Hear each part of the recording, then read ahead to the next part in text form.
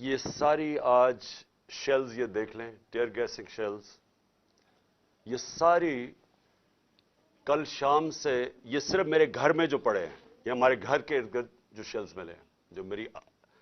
زمان پاک کے گھر کے اندر جو شیلنگ ہوئی ہے، میں یہ آپ کو اس لیے دکھا رہا ہوں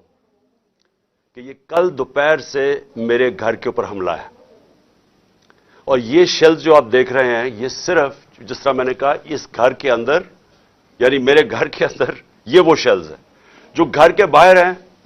اس کا ہمیں کوئی اندازہ نہیں، وہ ساری سڑک کے اوپر ساری رات صبح تک، اور ابھی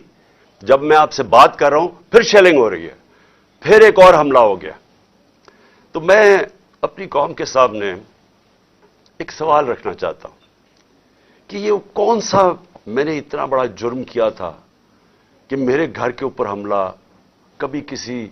پولیٹیکل لیڈر کے گھر کے اوپر اس طرح شیلنگ نہیں ہوئی، اور وہاں عورتیں تھیں، ہمارے نوجوان تھے، ان کے اوپر جس طرح اٹیک کیا گیا، اس کی کوئی تو کیا وجہ تھی؟ میرا جرم کیا تھا؟ جرم یہ تھا، ذرا میں آپ چاہتا ہوں غور سے سنیں میرا جرم کیا تھا۔ ایک کیس لگا ہوتا ہے توشہ خانہ کا، جو توشہ خانہ کا کیس میرے اوپر ایک الزام لگایا گیا،